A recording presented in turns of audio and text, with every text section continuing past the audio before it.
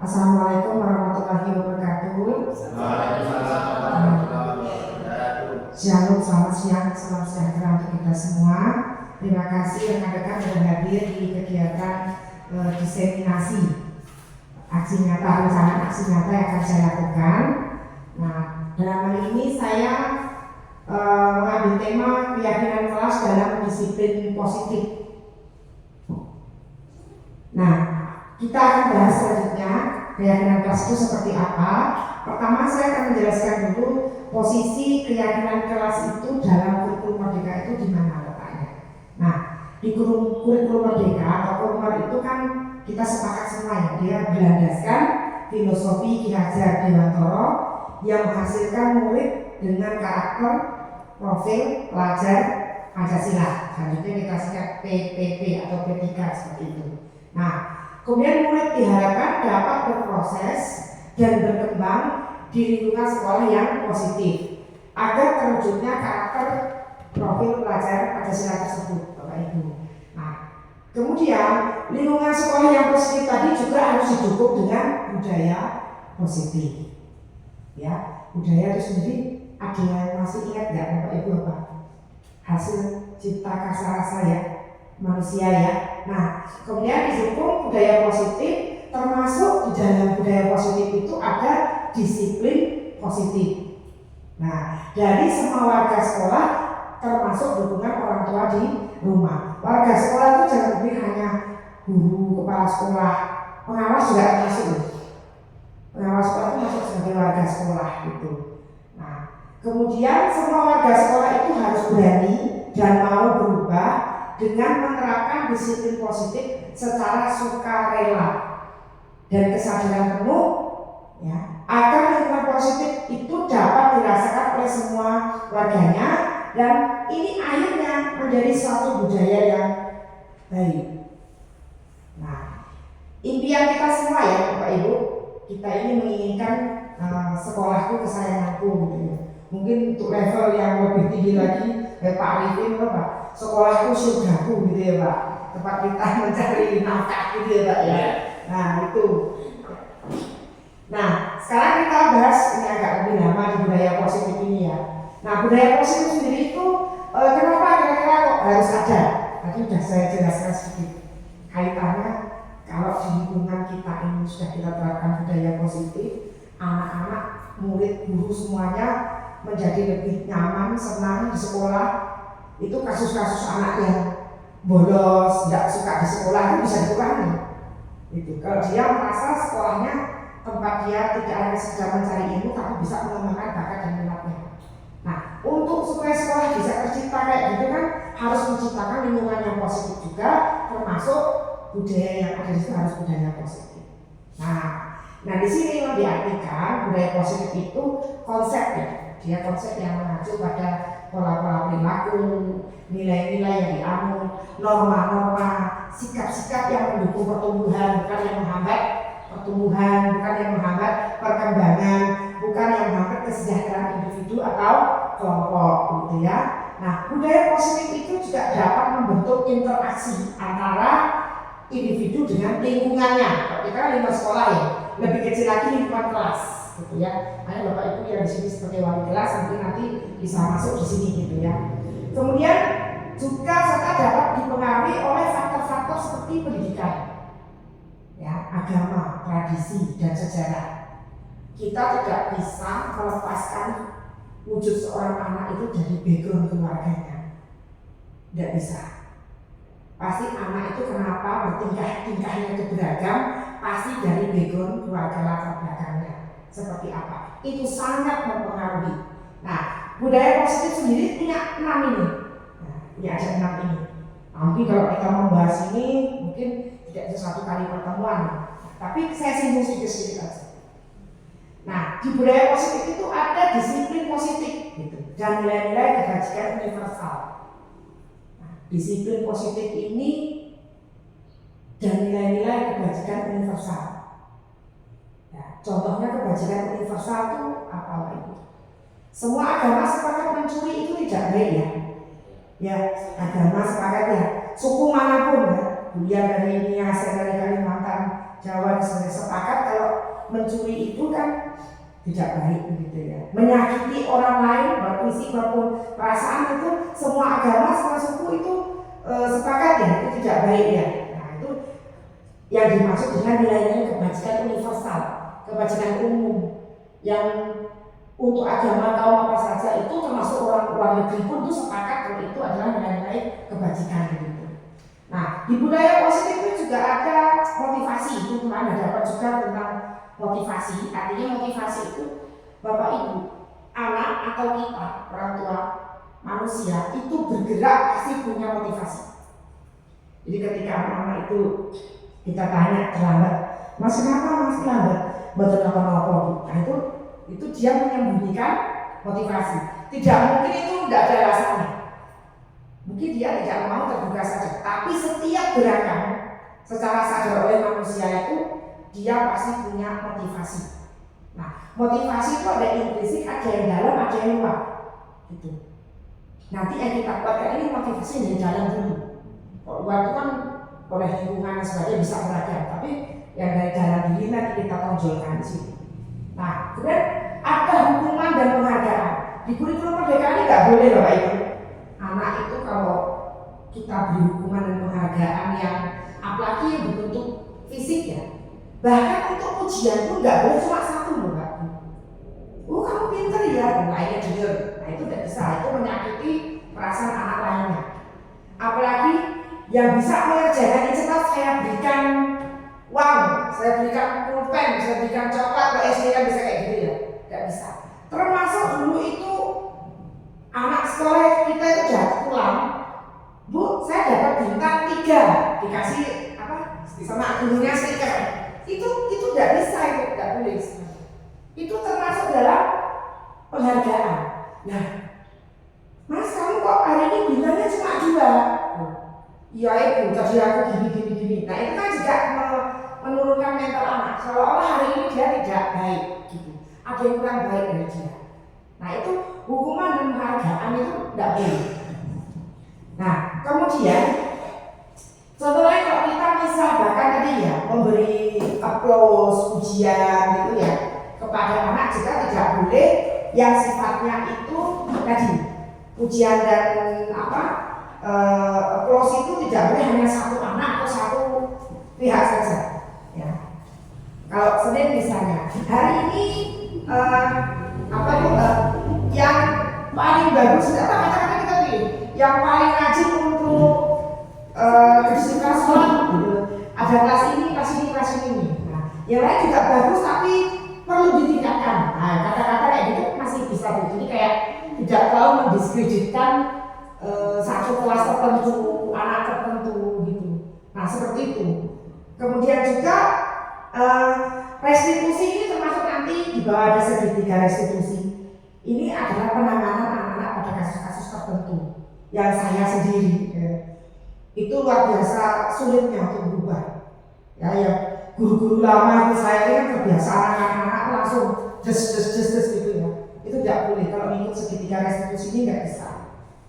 Nah, apalagi anak kita SMK ya, anak kita SMK itu kan dia sudah punya sikap manipulatif, gitu ya. Mungkin ini guru-guru BP juga bisa membantu saya menerjemahkan. Jadi, Mas kamu tadi merokok? Enggak itu Bu. Nah, padahal bau mulutnya, bajunya, boleh Bu, salah semua Bu. Itu ada perilaku-perilaku manipulatif yang dia gimana caranya untuk menghindari itu kan SMK. Kalau SD kan kurang kayak gitu, masih segan sama gurunya, ditanya jujur banget gitu kan, walaupun sudah ada si anak SD yang mungkin membela diri terus dia agak berbohong sedikit, tapi kalau kita kejar-kejar akhirnya juga terbuka. Tapi kalau SMK ini sulitnya minta ampun. Ada siapa jiwa korsa itu ya Pak, jiwa korsa. Ya. Tapi yang lompat pagar siapa? Siapa aja? Nggak tahu Bu. Dan kamu kan berenang. Saya nggak tahu, dia nggak tahu. Padahal dia udah kecekel, udah didapat 2 anak. Tinggal ngomong ke yang 4 aja dia nggak mau. Tutup mulut.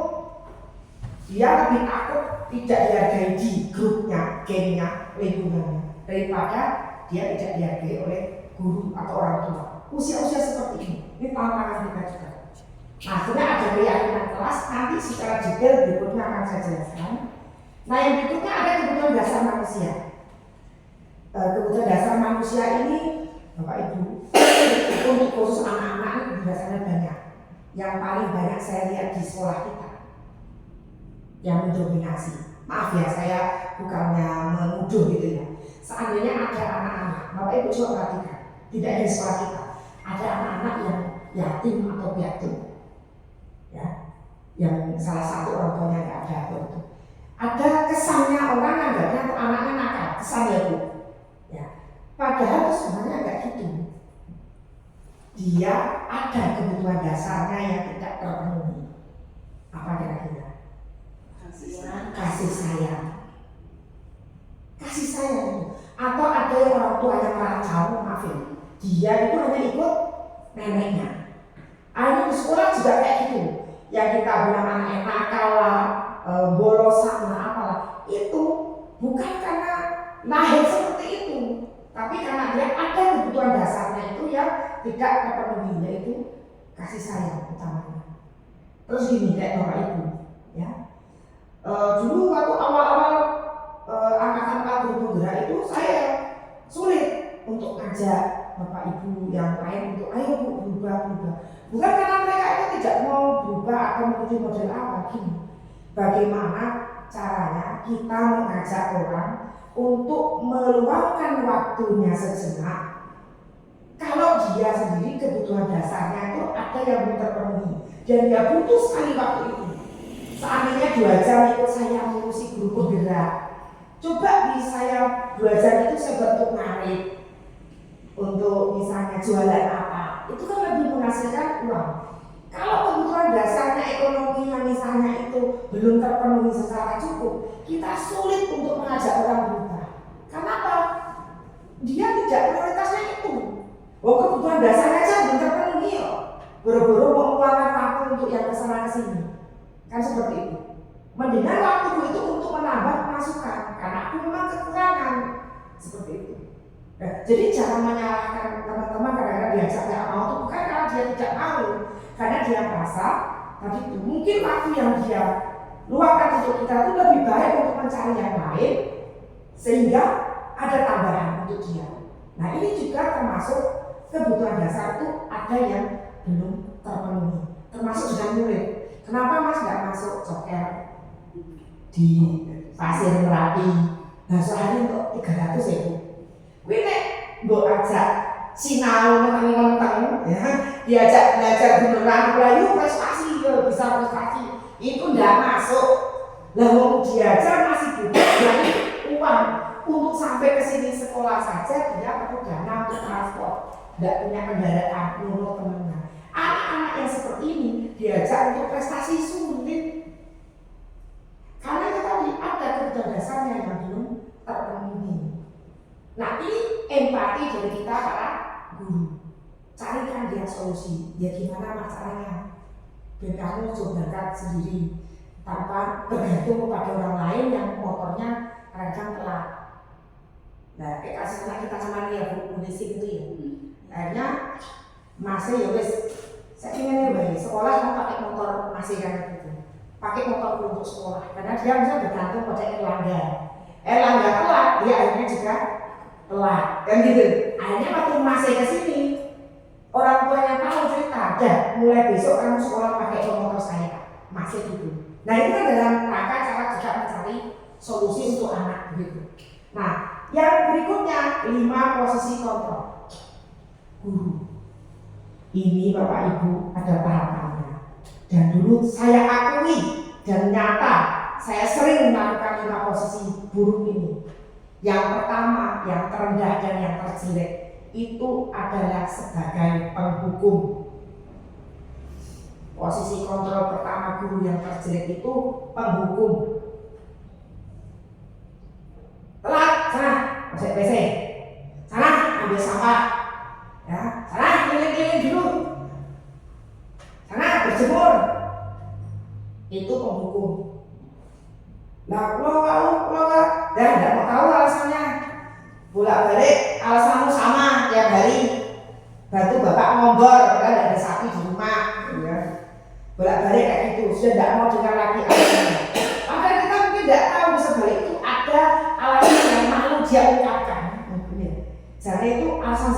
kalau diomongin dia malu gitu. Hanya dia membuat alasan lain yang kira-kira bisa diterima walaupun ternyata tidak ada gitu. Nah, itu posisi terjelek pertama yang tidak boleh sebenarnya ada di guru. Satu tadi, penghukum. Yang kedua adalah guru itu berposisi sebagai pembuat rasa bersalah. Sering nggak kita? Ayo mas, nanti gara kok nggak lagi, aku sering kepala sekolah dulu. Wek nanti nang garap kok bijimu, lah aku wali kelas sih. Kok nanti enek bijine sing urung komplit pas rapat kok nggak dijunjung. Itu kan seolah-olah anak itu kita tekankan rasa bersalah sehingga apa? Dia melakukan, tapi kan tidak dari motivasi intrinsik dia. Itu. Karena gara-gara dia nanti ini, nah itu posisi kontrol guru yang kedua, yang jelek. Paling jelek tadi itu penghukum. Kedua tadi pembuat rasa bersalah. Kuda aku semeni, kuda semeni, ayo mas. Nah gitu. Yang ketiga, ini ya bisa dihindari, tak bisa juga dilakukan, tapi tengah-tengah lah gitu. Posisinya sebagai teman. Kira-kira baiknya di mana, jeleknya di mana ini? Coba Pak Arifin Pak sebagai teman ini ada loh Pak baiknya itu dengan murid sebagai teman. Anak mau terbuka. Itu guru BP ini mau terbuka ya Bu. Sebagai teman itu gimana maksudnya? Lebih dekat. Pakai bahasa-bahasanya dia ya. Maksudnya lebih tidak bisa respect kepada guru. Itu ya, efeknya itu. efeknya. Kalau sebagai teman itu baik dan buruknya itu Pak. Nek kita bisa sebagai teman, dia bisa cerita apa itu kasus-kasus berat. Ya, yang kita perlu bantuan dia kan kalau tidak diselesaikan itu merembet sampai kemana-mana dan berefek dengan orang banyak. Dia kan selalu gitu. Anak SMA kan nggak mau ngomong gitu. Nah kalau kita memposisikan sebagai teman, ya akhirnya dia bisa percaya.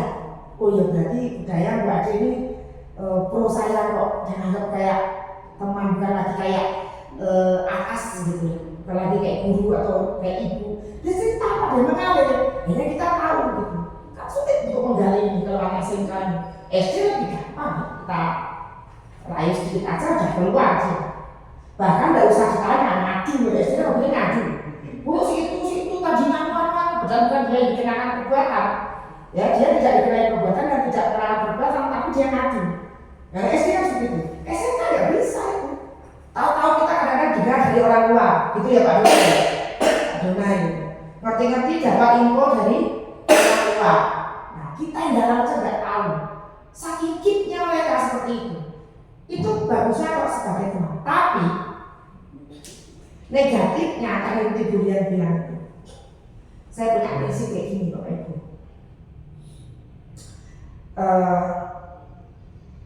Kepada anak-anak itu saya gini dalam bahasa Indonesia gini.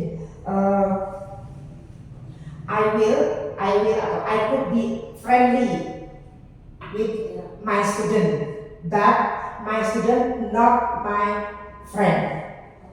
Gitu. Ya, saya bisa beramah-tamah dengan bersahabat dengan murid-muridku, berteman dengan murid-muridku, berbaik-baik dengan muridku. Tapi satu, muridku itu bukan temanku. I could be friendly with my student, but my student is not my friend. Nah, itu. Kenapa? Murid saya harus respect sama saya. Dia harus tahu saya gurunya, gitu. Nah, itu. Murid harus tahu kalau kita tuh guru, gitu. Bukan teman. Tapi kalau berbuat atau bergaul seketika kapan waktu itu seperti teman biar lebih bisa menerima atau lebih banyak cerita itu enggak apa-apa. Tapi kalau untuk jadi sebagai teman tidak bisa. Nah, ini prinsip saya guru seperti itu. Saya lanjutkan untuk posisi kontrol yang keempat yaitu sebagai pemantau. Nah, sebagai pemantau ini memang tugasnya memang terlihat dari itu mengawasi. Ya, dia melihat fakta-fakta, data-data murid itu apa, sehingga nanti data itu untuk menentukan tindakan berikutnya. Kamu sudah 3 hari berturut-turut terlambat. kamu sudah berapa hari tidak masuk. Nah untuk itu kemudian diberi konsekuensi. Gitu. Nah kemudian kalau begitu, kalau nggak boleh seperti itu, kamu harusnya seperti apa? Nah itu ada. Dia selalu pemantau ini memberikan data-data sehingga anak itu merasa tadi itu sudah nggak bisa ngelak lagi kalau dikasih konsekuensi gitu. Karena datanya komplit, berapa hari nggak masuk, berapa hari telat gitu. Itu pemantau. Ini masih lebih baik daripada yang pertama, kedua, dan ketiga.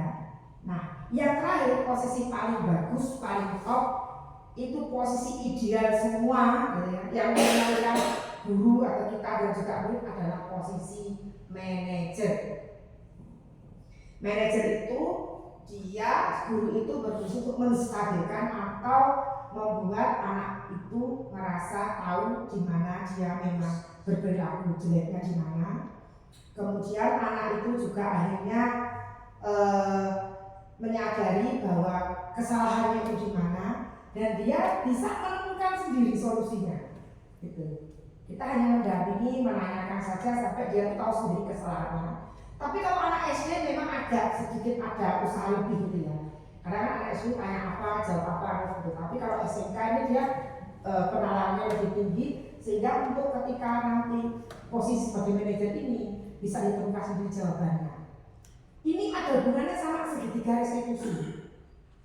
Ya, segitiga restitusi ini adalah proses menciptakan kondisi bagi peserta didik untuk memperbaiki dirinya, kemudian memperbaiki kesalahan, sehingga ketika dia kembali ke kelompoknya itu dia merasa aman. Bisa ada pertengkaran mereka di kelas rame. Nah, dulu pernah ya kelas PW sampai keluar salah satu murid gitu ya, cowok-cowok lain di sekolah di kelas gitu ya. Nah bertengkar kemudian tidak ada penyelesaian bagaimana satu kalah dia keluar, yang keluar malah cowoknya yang keluar. Nah ini seandainya dulu saya dapat ilmunya ini lebih awal gitu ya, nah mungkin bisa ditangani lebih cepat. Karena di restitusi ini namanya saja ada segitiga. Segitiga itu yang pertama menstabilkan identitas, ya, menstabilkan identitas. Yang kedua memvalidasi tindakan yang salah. Yang ketiga menanyakan keyakinan. Keyakinan tadi agar kita membuat keyakinan kelas. Nah segitiga restitusi ini kalau ada anak masalah, contoh mana lompat pagar misalnya, diundang anak dibawa ke ruangan.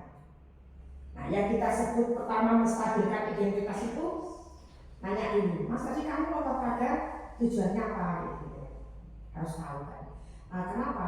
Ya Bu, saya tahu Bu, saya salah gitu. Nah kita harus bisa jawab, iya Mas, namanya manusia ya. Asal kita sebagai manusia itu pasti pernah berbuat salah. Tapi sekarang yang mau saya cari itu bukan mencari kesalahan, bukan mencari siapa yang benar siapa yang salah, tapi bagaimana mencari solusi gitu. Nah itu menstabilkan identitas dulu, bahwa dia mengaku dia salah, kita menerima dia salah dan salah itu sebenarnya wajar. Tapi perilaku baik seperti apa yang berikutnya harus bisa ditimbulkan atau ditunjukkan oleh anak itu. Yang kedua tadi adalah memvalidasi tindakan.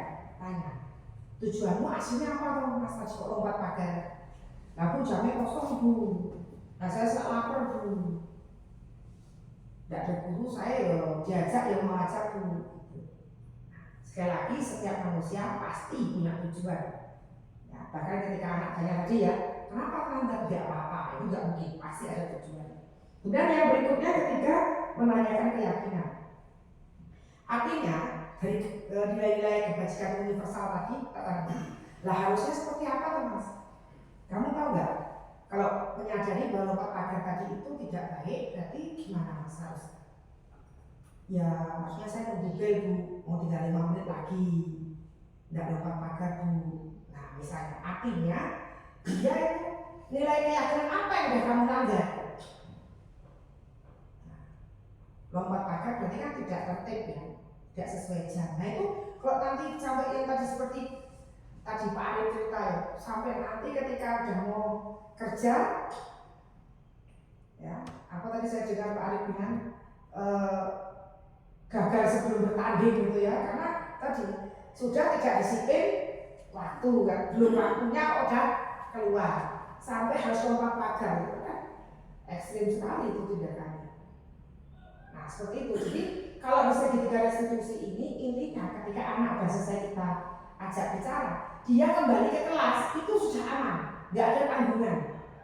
Nah tapi tadi itu tantangannya anak kita ratusan ya, kali lambat 20 gitu, satu-satu dipanggil gini gitu kan, ya lumayan itu sampai sesi kedua juga belum selesai gitu. Makanya harus ada pembagian misalnya, dikelompokkan anak itu lambat dengan alasan apa.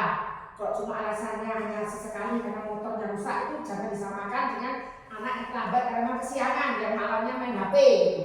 Nah kayak gini kan bisa dicari dulu, penggunaannya biar cepat, dengan kasus sama penyebab sama bisa kita kelompokkan. Nah itu untuk segitiga restitusi. Nah disiplin diri sekarang sampai keyakinan nanti ada disiplin diri. Nah disiplin diri ini artinya mempelajari bagaimana cara kita mengontrol diri, menguasai diri, dan memilih tindakan mengacu pada nilai-nilai yang kita hargai.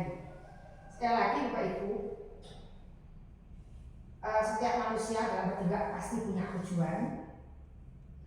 Dan kontrol diri ini berhubungan dengan kontrol diri dan disiplin diri. Sekali lagi, Pak Arifin misalnya pegang HP itu Pak, jangan pegang kuat. Saya minta loh Pak, saya minta. Ini kita beneran bukan pinjam. Ada dua pilihan Pak Arifin, memberi atau tetap mempertahankannya ya. Bisa Pak Arifin kasih saya itu, bisa. Pasti Pak Arifin harus mendengar dulu alasan saya kan. Duh Pak, HP ku rusak, HP ku jatuh, ini penting banget, tak pinjam, tak minta. Jadi keputusan Pak Arifin untuk memberikan HP itu atau tetap menggenggam HP itu tidak diberikan kepada saya, itu tergantung pada Pak Arifin, bukan kepada saya. Bukan, karena kontrol diri itu dari diri sendiri, bukan dari orang lain. Misalnya anak kelas 11 UEW itu, saya datang itu mereka tertib, tertib gitu ya. Nah, terus ganti lagi waktu guru lain yang datang, Bu Evi gitu misalnya. Ini ukurannya nggak jadi ya. Terus gue bilang, Bu Evi kok santai gitu. Nah, itu oleh Bapak Ibu mungkin dilihat budaya itu bisa mengontrol anak kelas 11 UEW. Bahasanya anak bisa mengkondisikan gitu. Terus mereka berpikir, oh Bu Evi tidak bisa mengkondisikan. Itu salah. Bukan saya atau Bu Evi yang bisa dan tidak bisa mengkondisikan anak. Tapi anak kelas 11 RW membiarkan dirinya untuk dikontrol oleh saya. Coba kalau dia nggak membiarkan saya kontrol mereka, pergi semua, saya datang kelas nggak ada. Ah, bodoh amat, lapar, dan salah itu telat. Nah, jadi kontrol diri itu ya bukan dari orang lain, dari diri kita sendiri. Makanya anak mau terlambat, anak mau tepat waktu, anak mau masuk, bukan tergantung guru, bukan tergantung orang tua, tapi tergantung pada dirinya sendiri. Seberapa besar dia bisa mengontrol dirinya sendiri. Kalau saya datang, udahnya saya kondisikan ini, ya itu anak kelas 11 RW tadi sekali lagi membiarkan dirinya, mempersilahkan dirinya dikontrol oleh saya. Ketika mereka tidak membiarkan, tidak mempersilahkan saya kontrol, tidak bisa. Ah, kira satu bulan masuk, kita mungkin jajan ya jajan. Nah, gitu. Tidak ada satupun manusia bisa mengontrol orang lain, intinya itu. Yang bisa mengontrol diri kita adalah diri sendiri.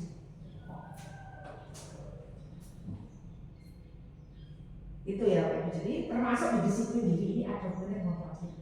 Mau terlambat, mau tepat waktu. Kayak kita aja dulu, mau datang mepet, mau datang lebih awal, Pak Ibu kan lebih awal misalnya. Nah saya misalnya mepet datang. Itu kan karena kontrol diri aja. Saya nggak bisa, aku nggak pede untuk mepet.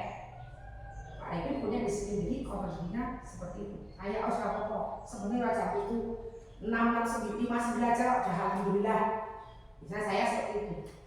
Itu diri saya membiarkan untuk terlambat. Nah, Tuh ya, termasuk di anak-anak. Nah, kita perlu memiliki motivasi intrinsik dari dalam sebagai pribadi. Nah, motivasi intrinsik ini dapat diwujud nyatakan dalam keyakinan diri. Nah, selanjutnya, keyakinan diri.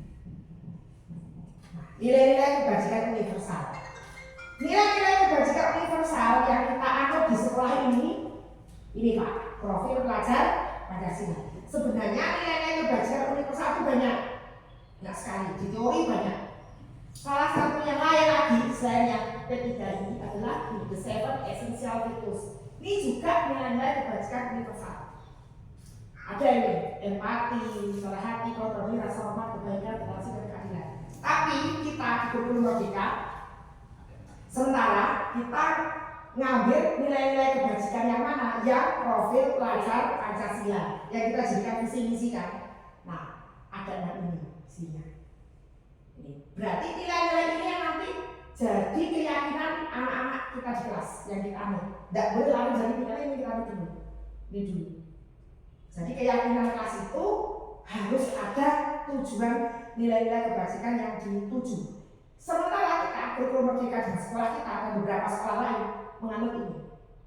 Ya, kalau kapan hari mau ganti ya monggo. Tapi sekarang kita kurikulum Merdeka anutannya adalah ini. Benar kritis tuh ya. Nah, sekarang keyakinan kelas. Nah, sekarang ini saya pertanyaan ini. Dan nomor 1 mau saya tanya Bapak Ibu. Mengapa kita memiliki peraturan tentang penggunaan helm pada saat mengendarai kendaraan roda 2? Kok di Indonesia lah ya, kok ada peraturan orang-orang naik motor roda 2 itu harus pakai helm? Kira-kira untuk apa tuh Pak? Keamanan. Sepakat ya? Keamanan, apalagi? Safety. Oke. Yang kedua Pak, kenapa kok kita disuruh dulu apalagi ya untuk COVID itu suruh cuci tangan pakai sabun, kemudian gunakan masker kalau sedang sakit. Itu kenapa? Kira-kira alasan utamanya apa? Jaga kesehatan. Kesehatan ya. Cocok nggak? Pas. Sabun ini. Nah, kesehatan. Sabun ya, cuci tangan pakai sabun. Nah, kalau jangan sebut merek, kita tidak di endorse ini ya. Ya. Nah, nilai-nilai kebajikan di balik peraturan itu Pak tadi. Berarti ada dua tadi. Satu keamanan, yang kedua keselamatan atau kesehatan. Yang di atas kan keamanan dan keselamatan kalau pakai helm itu. Ya kan? Kesehatan keselamatan juga iya kan kalau pakai helm. Nah, kalau yang nomor 2 ini kesehatan jelas. Ya. Nah, artinya tadi kesehatan, keselamatan, keamanan itu adalah nilai-nilai kebajikan luhur, nilai-nilai kebajikan universal. Nanti nilai-nilai kebajikan universal inilah yang kita buat dalam keyakinan kelas. Nah, nih ciri-ciri keyakinan kelas. Nanti kita kasih beda. Bedanya sama peraturan kelas apa Pak Joko? Bedanya sama dulu apa sih? Kesepakatan kelas. Ada bedanya. Nanti kita lihat bedanya. Keyakinan kelas itu sifatnya abstrak. Iya. Tadi kesehatan, keselamatan, keamanan abstrak daripada peraturan. Kalau peraturan lebih rinci. Ya, masuk jam 7. Klausul-klausulnya itu. Nah, pulang jam sekian. Kalau keyakinan kelas itu abstrak, tidak detail-detail kayak gitu. Nah, kalau peraturan tadi lebih detail. Ya. Kemudian keyakinan kelas itu pernyataan-pernyataan universal, sifatnya umum. Nanti kita coba membuat. Biar ada yang paling kelas bisa coba di kelasnya dengan kata-kata yang kita contohkan nanti. Pernyataannya universal, sifatnya umum, tidak detail. Pernyataan keyakinan kelas juga dibuat dalam bentuk positif. Ya, dalam bentuk positif ini tidak ada kata-kata dilarang. Misalkan ini, Nah, ruangan ini bersih, tidak ada sampah. nah, Boleh nggak? boleh. Tapi nanti kita buat lagi detail lagi, ada contohnya. Tidak boleh menggunakan kata dilarang. Jangan membuang sampah sembarangan. Dilarang coret-coret, misalnya. Itu tidak bisa. Kalau keyakinan kelas, vibe-nya harus positif. Sifatnya universal. Karena universal, dia harus yang positif. Tidak boleh menggunakan kata-kata jangan, dilarang, tidak apa, tidak. Itu bedanya. Kemudian keyakinan kelas itu juga tidak terlalu banyak. Kalau kata ketik kan sampai 100 ya. Satu apa dua sampai 100 ya kata kita kan. Keyakinan kan itu sebanyak-banyak. 6-7 poin kan sudah cukup. Tapi kan universal itu mencakup banyak hal nanti. Tidak perlu banyak-banyak sehingga mudah diingat dan dipahami oleh semua warga kelas. Berikutnya, keyakinan kelas ini sebaiknya itu sesuatu yang dapat diterapkan di lingkungan tersebut. Jangan yang terlalu mengada-ada, yang di sini nggak bisa diterapkan. Bisa diterapkan di sekolah lain, tapi di sini nggak bisa. Itu jangan mengada-ada, disesuaikan.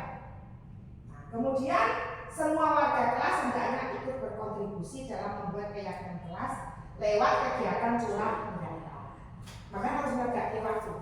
Wali kelas itu mendekati waktu untuk mendampingi anak-anaknya membuat keyakinan kelas.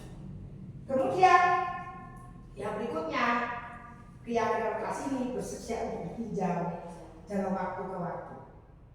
Ya, kalau sekarang sudah tidak masuk, sudah lagi misalnya kayak COVID sudah mulai berkurang ya, mungkin ada peraturan keyakinan kelas yang harus direduksi. Ya sudah tidak bisa berlaku lagi gitu misalnya. Kemudian sekarang kesepakatan kelas tadi, bedanya kesepakatan kelas, peraturan kelas dan keyakinan kelas di mana nih Bapak Ibu coba lihat. Kalau kesepakatan itu disusun dan dikembangkan ya bersama-sama antara guru dan murid.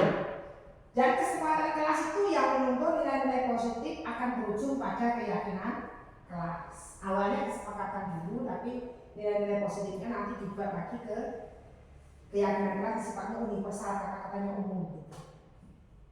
Nah, keyakinan kelas itu apa? Kesepakatan kelas yang diyakini bersama oleh guru dan murid selama proses pembelajaran. Jadi, kesepakatan kelas itu bagian atau proses dalam menciptakan keyakinan kelas. Keyakinan kelas sesuatu yang dapat diterapkan di lingkungan kelas tersebut, pembuatan yang melibatkan semua warga kelas melalui kegiatan curah pendapat dan akan ditinjau dari waktu ke waktu. Ada monitoring, ya, evaluasi, refleksi, ya. Nah, jadi ini. Kemudian sekarang peraturan kelas itu teknik langsung penerapan keyakinan kelas. Saya tanya Pak, kalau peraturan kelas itu apa sih Pak? Itu kan jadi kita kalau anak terlambat nggak boleh hukum Bu. Hanya jadi gitu kan. Makanya anak terlambat berarti sudah aku nomor dulu. Jadi nanti anak tertibnya dari mana kan gitu. Ada yang namanya beda hukuman dan konsekuensi. Tadi saya bilang nggak boleh ada hukuman Pak. Tapi konsekuensi masih ada Pak, masih boleh. Konsekuensi itu gini, dalam keyakinan sekolah kan, yang kelas, keyakinan sekolah itu ada misalnya tadi membuat anak-anak disiplin waktu dalam belajar, dalam bermain dan sebagainya gitu, keyakinan kelasnya begitu. Nah, kalau ternyata tidak mentaati, mereka bisa diminta untuk meminta saran masukan tanda tangan pihaknya itu. Itu tidak hukuman Pak Joko. Itu namanya konsekuensi. Disebut konsekuensi kalau anak tahu kalau saya begini nanti akan begini. Nah itu konsekuensi. Boleh. Yang nggak boleh itu tidak ada di tulisan atau disuruh ngepel, suruh bersih WC, jajaan, kulit tahu bulat, jajaan, ya. Itu hukuman Pak.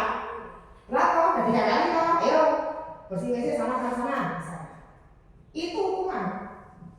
Tapi kalau sudah tertulis bahwa kalau dia begini konsekuensinya ini, itu tidak hukuman, itu konsekuensi. Karena apa? Anak sudah tahu nek kowe ngene, engko begini. Ngopo ijek mbok langgar. Nah, jadi makanya ketika anak datang ke sini pertama kelas 10 itu, ya memang harus dikasih tahu keyakinan sekolah kita seperti apa, begini. Kalau ada yang melanggar, begini konsekuensinya. Atau menjelekkan nama sekolah sampai misalnya membuat terus anak diminta untuk mengundurkan diri, itu anak baca itu Pak. Dan dia setuju bermaterai tanda tangan. Misalnya gitu, itu ketika hal itu terjadi, anak kita suruh mundur, itu bukan hukuman, itu namanya konsekuensi. Nah Nah, kemudian peraturan kelas itu alat untuk mengatur perilaku yang diharapkan terjadi pada peserta didik menjadi lebih baik. Namun kalau yang kelas tadi ya, menghindari kalimat-kalimat negatif, dilarang, nggak boleh, jangan, itu nggak bisa. Untuk menghindari atmosfer yang kurang positif. Dan terakhir ini keyakinan kelas ditandatangani semua warga kelas, termasuk guru yang mengajar di kelas itu. Ya wali kelas, ya mungkin guru BP-nya kan per tingkat ada ya Pak ya. Nah itu juga di situ. Nah ini kemudian, nah ini contohnya, yuk. Nah ini contohnya dua aja Pak, yuk kita coba masukkan ini buat wali kelas kalau nyoba buat keyakinan. Misalnya peraturan kelas itu kayak gini bunyinya, jangan berlarian di koridor dan aula. Kira-kira keyakinan kelas gimana Pak bentuk kata-katanya? Lorong bebas dari tempat. Gimana? Ya, kalimat jangan gitu. Ya kata-katanya gimana ini? Kalau jangan berlarian di koridor dan aula. Kata-kata di keyakinan kelasnya seperti apa ini? Baik ya.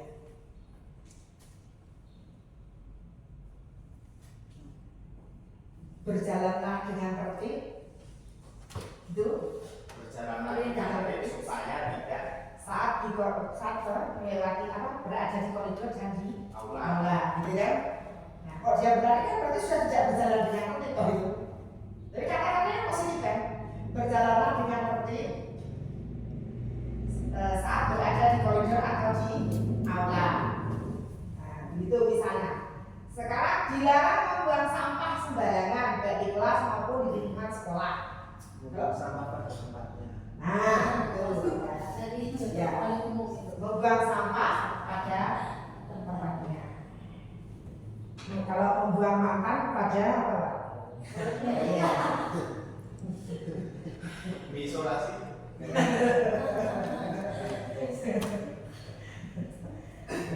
Baik. Iya. Saya mau tanggapannya, teman-teman. Boleh bertanya, tanggapan, pertanyaan apapun. Monggo, terakhir ini. Iya, Yuk. baik. Satu ya Bu ya. Ya. Saya mau menanggapi sekaligus mungkin bertanya ya Bu ya begini. Tadi kata-kata yang positif itu mengenai berjalanlah yang tertib di koridor gitu ya, di Lorong-lorong ya. lorong ya.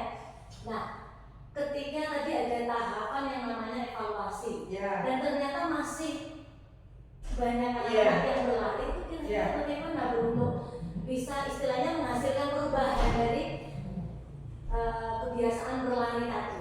Ya. Karena kan anak-anak sosial ini kan Ya, ya memang. seperti itu. Anak muda aktif ya. Ya, sama. Anak ibu. Kelebihan energi. Ya. Jadi anak yang seperti itu kalau dia udah tahu aturan, udah tahu keyakinan kelasnya, kan bisa kita lihat tuh siapa tuh itu anak-anaknya. Misalnya dari CCTV atau kita tanya temannya, itu siapa yang lari-larian tuh? Panggil. Ini jadi 3 restitusi. Kita panggil, kita tanya. Gitu.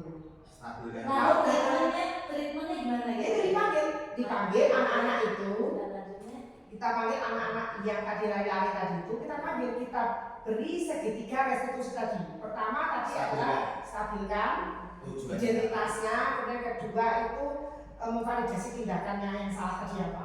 Ketiga baru menaikkan keyakinan. Nah, Mas, Mbak, tadi kamu tahu nggak ini yang branch ini kenapa? Oh, kalau anak SD saya nggak tahu. Tahu ya Bu, tadi di koridor di lorong-lorong kenapa ya? Oh iya Bu, katanya lari-lari Bu, gitu misalnya. Gimana itu? Lari-lari di koridor, menurut kamu gimana? Oh iya Bu, tidak boleh. Iya. nah ini Kan kayak gitu, kayak gitu ya. sekali lagi ini menambah. Ya. Nah, jadi semisal kalau kita mengambil tindakan saat itu juga real, ini contoh ya Bu. Anaknya ini lari kan, kita udah tahu nih anaknya. Lalu kita bisa nggak ya kita mengambil tindakan seperti ini. Ayo kamu ulangin lagi dari sana tapi dengan berjalan. Kira-kira Nggak boleh. nggak boleh begitu. Nggak. Tunggu. Karena saya pernah ya ini kan pernah punya pengalaman Iya. dari salah satu sekolah memang nggak ada dokumen. Ya. Jadi pernah jadi anak-anak itu ketika didapatkan melakukan kesalahan misalnya salah satu tadi lari ya suruh berjalan Ngajarin yang ya baik. gitu. Ya Saya lihatin aja. secara real tapi saat itu juga gitu. Berarti itu udah baik. Tidak bisa. Kalau sekarang kalau dulu nggak sampai.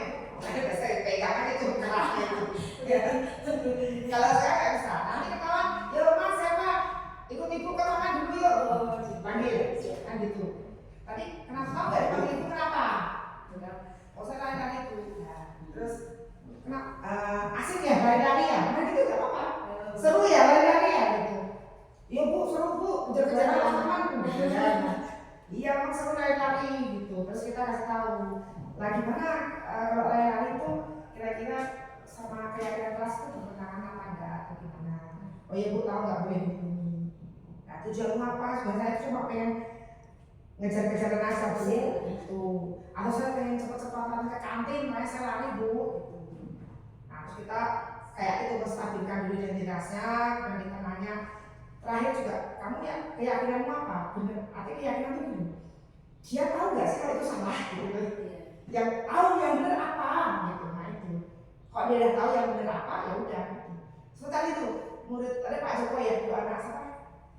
Si Wahyu ya sama si Tri kan datang. Langsung bu minta tanda tangan gitu. Wah artis ya budaya tanda tangan gitu.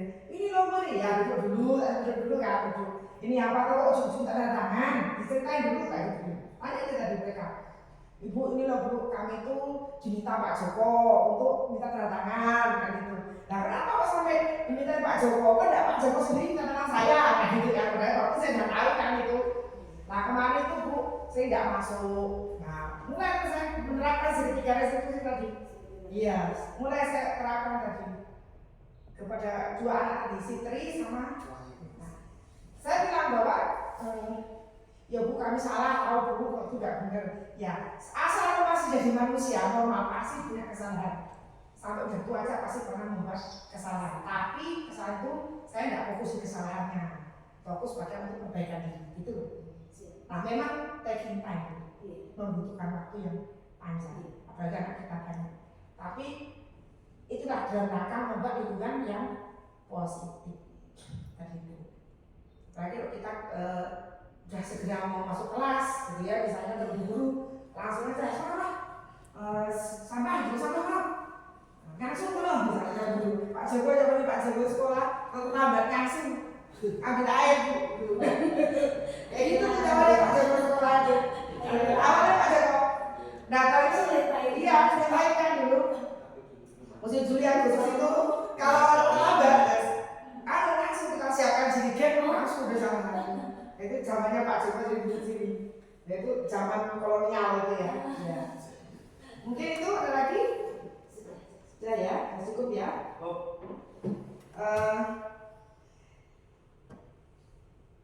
Baiklah, Bapak Ibu Guru sekalian, terima kasih untuk waktunya.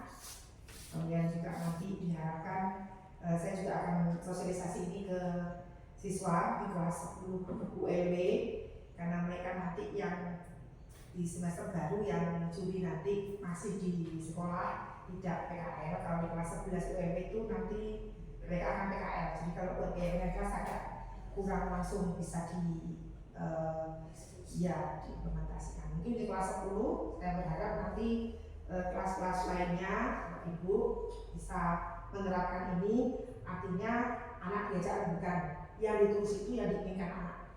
Kalau peraturan kelas tadi bedanya juga adalah peraturan itu dari sekolah. Tapi kalau keyakinan kelas itu dari murid. Bedanya itu. Peraturan itu kan ada yang membuat, ada yang mentaati. Kalau keyakinan, ya yang membuat itu yang mentaati. Nah, itu lebih memanusiakan mereka.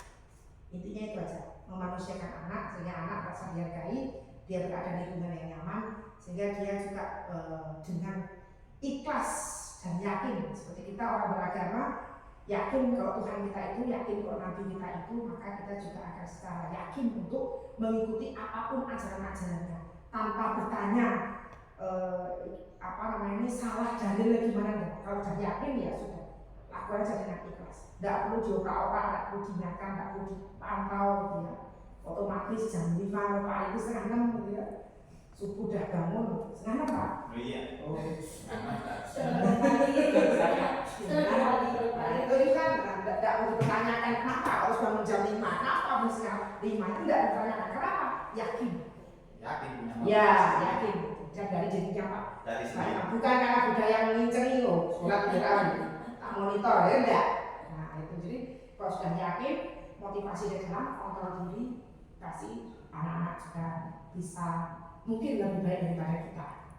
Ya, dari saya cukupkan atas waktu yang diberikan kepada saya ucapkan terima kasih. Assalamualaikum warahmatullahi wabarakatuh. Shalom, selamat siang. Baiklah, tadi saya telah menjelaskan tentang keyakinan kelas kepada teman-teman, rekan-rekan guru saya di sekolah. Ada yang lebih ingin saya jelaskan lagi, yaitu pentingnya keyakinan kelas ini untuk diterapkan di sekolah itu karena dalam rangka akan menciptakan lingkungan yang positif di sekolah sehingga murid-murid itu merasa nyaman berada di sekolah dan betah dan mereka mendapatkan nilai tambah selama berada di sekolah. Salah satu yang mendukung program ini adalah adanya keyakinan kelas yang diturunkan dari keyakinan sekolah. Untuk keyakinan kelas sendiri hasil dari curah pendapat rembukan dari anggota kelas itu bersama gurunya dan juga bersama warga sekolah lainnya juga ikut mengetahui. Nah, adapun langkah-langkah dalam membuat keyakinan kelas itu adalah yang pertama bisa meminta murid untuk menuliskan keyakinannya. Semua murid itu diminta dulu untuk menuliskan semua saja yang menjadi keyakinannya. Nah, jika di kelas itu ada misalnya 30 anak, maka 30 anak bebas untuk menuliskan keyakinannya, tidak usah dibatasi satu anak berapa tulisan, tidak perlu ya. Kemudian mungkin bisa dibantu dengan menggunakan sticky note atau kertas tempel. Nah, kalau anak merasa dia punya 5 keyakinan dalam dirinya untuk dimasukkan di keyakinan kelas, ya tulis saja 5. Kalau punya 3 ya tulis 3. Kemudian ditempelkan semua ke dinding. Papan terus tempelkan semua. Nah, setelah itu dipilah-pilah, dikelompok-kelompokkan keyakinan yang mirip-mirip. Misalnya keyakinan yang ada hubungannya dengan ketertiban masuk dan pulang sekolah, dikelompokkan jadi satu. Ada lagi keyakinan kelas yang mungkin temanya itu misalnya tema berperilaku di dalam kelas atau tema kebersihan, itu dikelompokkan jadi satu, atau tema bagaimana bergaul bersama di kelas supaya enak, tidak saling menyakiti, itu dikelompokkan satu-satu di papan. Kemudian dalam kelompok-kelompok itu baru kita pilah-pilah menjadi tema-tema besar gitu. Nah, kalau sudah dapat tema-tema besarnya, baru kemudian diajak murid-murid itu untuk membahas keyakinan kelas yang sudah ditulis, maksudnya seperti apa. Karena kadang-kadang bahasa tulisan yang dia diinginkan itu berbeda ya. Nah, kemudian keyakinan kelas itu dipilah-pilah tadi, yang sudah dipilah-pilah tadi itu kemudian dibuatkan kalimatnya. Dari keyakinan itu dibuatkan kalimatnya, kalimat positifnya. Mungkin masih menulis dalam bentuk pinjam barang teman harus dikembalikan, bisa kata-katanya seperti itu. Kalau pinjam barang teman dikembalikan gitu. Termasuk misalnya di dalam keyakinan kelas itu tidak perlu ada piket kelas gitu. Tidak perlu ada piket kelas hari Senin misalnya siapa, Selasa siapa, Rabu siapa, itu nggak perlu gitu. Karena dianggap semua anak itu kerja dengan ikhlas tanpa diawasi. Soalnya kalau keyakinan kelasnya itu termasuk piket di kelas, itu juga nanti siapa yang piket hari ini, kalau nggak bersih jadi tertuduh kelompok itu kan juga tidak baik gitu. Nah, jadi misalnya ada piket tidak perlu dibuat, artinya semua orang setiap hari bertanggung jawab atas kebersihan kelas gitu dan ambil peran masing-masing. Harus ya, oh kok temannya udah pegang sapu, saya yang mengut sampah. Oh kok temannya udah pegang sapu mengut sampah, oh saya yang membuang sampah ke tempat pembuangan besar gitu. Oh tadi teman sudah semua, saya belum. Nah berarti nanti ketika ada guru yang butuh spidol, butuh penghapus, habis atau apa, oh saya merasa belum kerja, tadi belum ada perannya, maka anak tersebut nanti bisa langsung ngambil karena dia belum ada perannya di situ. Nah kayak gini salah satu contoh keyakinan kelas yang sangat baik ya, yang bisa dianjurkan untuk pada murid gitu. Nah kemudian setelah keyakinan kelas tadi berupa kalimat atau kata-kata yang positif, nah berikutnya disepakati gitu. Ya disepakati bersama bahwa keyakinan ini akan kita jalankan, tapi tadi tidak final. Kalau sewaktu-waktu kita lihat, kita pantau bersama, ternyata keyakinan kelas ini sudah tidak relevan, harus dirubah, tidak berlaku, maka secara periodik bisa dievaluasi ya. Kemudian juga bisa kita atau mau lihat apakah keyakinan ini efektif, kasih waktu 1 bulan setelah keyakinan kelas ini terjadi, berlangsung refleksi. Berapa persentase keyakinan kelas ini telah dilaksanakan dengan baik? Berapa yang belum? Di awal-awal mungkin persentasenya kecil ya, tapi kalau lama-lama sudah banyak yang menyadari, maka persentase keberhasilan keyakinan kelas harusnya itu bisa menaik. Karena kan dibuat sendiri oleh anak-anak tersebut. Nah kemudian untuk keyakinan kelas ini sendiri ya perlu juga diketahui atau dibersamai ya, bila perlu kepala sekolah ya kalau memang punya waktu, kalau tidak ya paling tidak itu wali kelas, guru BP atau guru-guru yang memang banyak mengajar di kelas itu, yang dia banyak berinteraksi dengan anak di kelas itu. Nah itu bisa diajak untuk membersamai anak-anak ketika membuat keyakinan kelas. Nah kemudian guru tersebut boleh nggak usul? Nah sebaiknya kalau usul itu saya pikir tidak dulu gitu ya, karena kalau usul kecenderungan anak nanti takut hanya dia menerima saja usulan guru, padahal mereka sendiri mungkin tidak sanggup untuk melaksanakan usul dari guru gitu. Artinya biarkan anak-anak itu untuk berpikir sendiri gitu ya.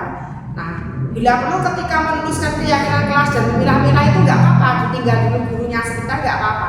Gurunya tuh mendampingi saat tadi mungkin ya, membantu kata-kata yang baik seperti apa gitu. Takutnya kalau gurunya kayaknya di situ, anak untuk membuat keyakinan kelas kalimatnya itu tidak loss gitu ya, tidak lega gitu. Nah, jadi apalagi kalau untuk anak SD SMP monggo, tapi kalau SMK saya pikir ketika kita sudah memberi pengarahan keyakinan kelas seperti apa, mereka diberi waktu untuk rembukan sendiri dulu sebentar, kemudian baru setelah itu kita guru balik lagi gitu ya ke kelas itu untuk membantu mereka membuatkan kalimat atau kata-kata yang positif yang nanti akhirnya bisa diterima oleh murid-murid semuanya. Nah untuk praktek dari membuat keyakinan kelas seperti itu, saya berharap nanti rekan-rekan saya, utamanya wali kelas, bisa langsung menerapkan kepada siswa-siswa di kelasnya, dan ini juga menjadi sesuatu yang baru dan anak-anak juga bisa menilai ini sesuatu yang ke arah yang positif begitu. Dan harapan saya lagi selanjutnya, ketika anak-anak sudah yakin bisa menerapkan keyakinan kelasnya, maka anak dengan sukarela, dengan kerelaan hati sadar diri untuk melaksanakannya, sehingga mereka sudah tidak ada lagi beban atau tanggungan untuk melakukan dengan terpaksa ya apa yang diyakini mereka bersama. Nah kalau ini bisa terjadi, anak-anak akan betah di sekolah, mereka juga nyaman ya, dan tidak ada lagi tekanan-tekanan yang mungkin mereka rasakan di sekolah, sehingga membangun budaya positif dalam lingkungan positif dengan disiplin positif bisa terlaksana, terutama di sekolah saya di SMK Negeri 1 Selong. Demikian yang dapat saya sampaikan. Semoga bermanfaat untuk teman-teman lainnya. Terima kasih. Assalamualaikum warahmatullahi wabarakatuh.